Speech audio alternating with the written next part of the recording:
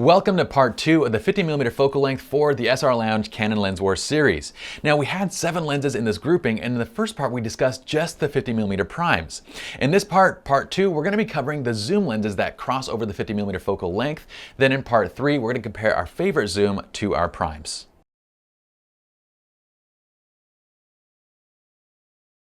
For those that are new to the SLR Lounge Canon Lens Wars series, we'll be sure to check out the teaser video where we introduce the entire series, we show you our testing methodology as well as what we're looking for visually in each image and so forth.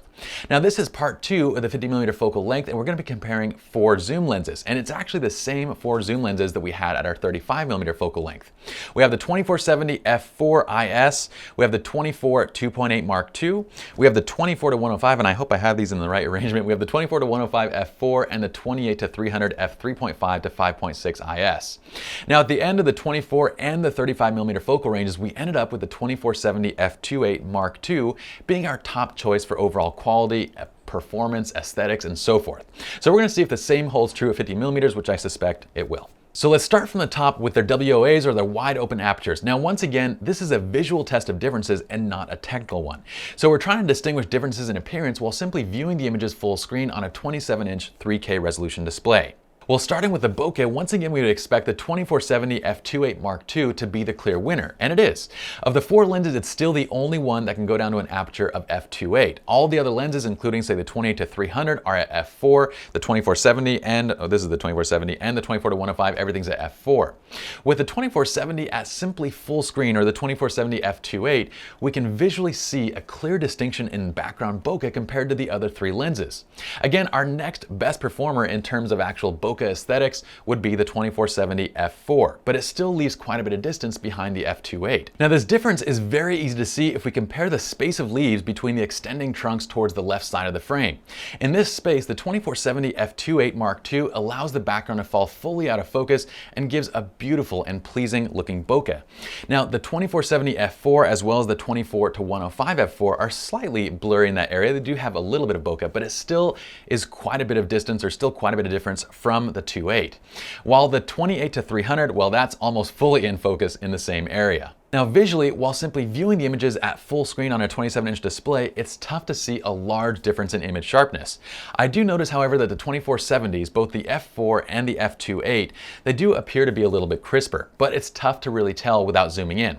Now once we do zoom in though, it's easy to tell that the 2470s, the f4 and the f2.8 are clearly sharper than the 24 to 105 and the 28 to 300. However, between the two 2470s, it's much more difficult to come to a conclusion which image is sharper, especially without them being side by side. Now with both images from each of the 2470s side by side, the center areas of the frame look pretty much identical. They're very similar in terms of sharpness.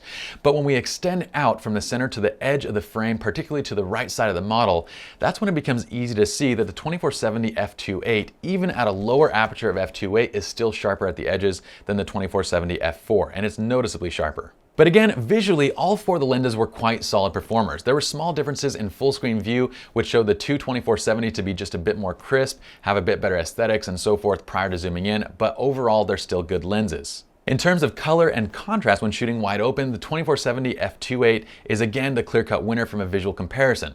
But the 2470 f4 is a close second, and I'd probably say that in third place, I prefer the 20 to 300 over the 24 to 105.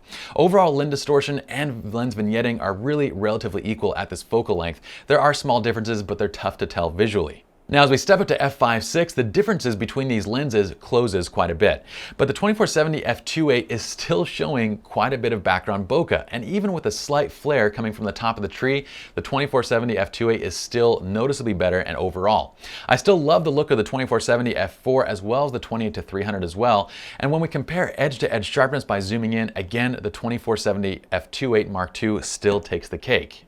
In addition to bokeh, when it comes to low light performance, you also get a full additional stop of light at f2.8 for low light situations than when compared to the other lenses. So between these zoom lenses, we kind of come to the same outcome. For overall best performance, from say the look to the aesthetic quality of the bokeh to the overall image quality and sharpness, and finally to the low light, Again, the best performer is still the Canon 2470 f2.8 Mark II.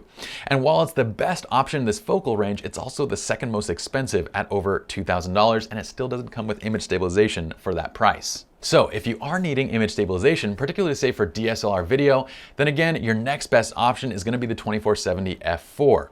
Now you are sacrificing an extra stop of low light performance. You're sacrificing a little bit of the additional bokeh from having a shallower depth of field at f2.8, and you are sacrificing a bit of the sharpness and overall color and image quality, but not too much. But that is a sacrifice that you're making simply for image stabilization.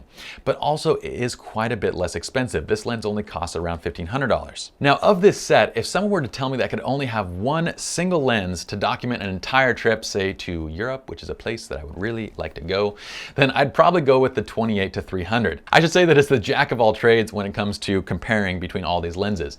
It does a lot of things well, but not really any one thing particularly great. And I guess the one thing that it does do extremely well, the one thing that it does great is the sheer focal length ability. And going from 28 millimeters, which is generally wide enough on a full frame camera to capture whatever you need, all the way up to 300 millimeters, which is again a pretty awesome telephoto lens. But moving at focal lengths between 28 to 300 means that you're limited to an aperture of f3.5 to 5.6, and that's not bad, but it's not great either, especially in terms of low light situations. It also has image stabilization as well, so it's kind of the ultimate one lens setup, but at every one of these focal lengths you are going to get kind of just a good image, but not a great one in terms of aesthetic quality, in terms of bokeh, in terms of sharpness, image quality, and so forth. Now my least favorite zoom lens in this grouping is unfortunately again the 24-105, and I feel like this guy's gonna get beat up a lot here on out. But this poor little redheaded stepchild of a zoom lens is not good at really anything. We don't have a great focal length flexibility. So we have a great focal range in this lens, and that is what it does extremely well compared to the other ones from 28 to 300. We don't have that here. We only have 24-105, which we get a little bit of extra extension beyond 70 millimeters, but not that much. It doesn't have great low light performance either. We're locked in at f4 compared to say f2.8. In addition to the image quality, the aesthetic quality of the bokeh, the overall image sharpness, contrast, color, and so forth, again, doesn't even rival that of the 2470 f4. So I guess you could say that what it does well is being inexpensive at $1,100 compared to say $1,500 for the 2470 f4, $2,200 or $2,300 for the 2470 f2.8, and $2,600 or so for the 28-300. But that's really it. So for image quality, I wouldn't recommend this lens. Now in conclusion, I know we said if there was only one lens for overall versatility, it'd be this guy, but I would recommend that all of you have at least two lenses in your kit rather than just one. And again, the first lens I would recommend every one of you upgrade to is the Canon 2470 f2.8 Mark II. Now from 25 millimeters to 35 millimeters and now to 50 millimeters, and coming up we have 70 millimeters as well, we're gonna see that this is really the go-to lens as far as zoom lenses when it comes to bokeh aesthetics, when it comes to the overall look, color, contrast, sharpness, and so forth, at least when we're not trying to say smush the background into complete bokeh de beppo with that of like say a 1.2 prime, or if we don't need extreme low light flexibility of say 1.2 prime. All right, so I hope you all enjoyed part 2 of the 50mm focal length for the SLR Lounge Canon Lens Wars series. Now be sure once again, check out the actual article on slrlounge.com by clicking in the description below the video, where you can see more example images, more information on each lens, as well as where to purchase. My name is Pye, and I'll see you all in the next episode.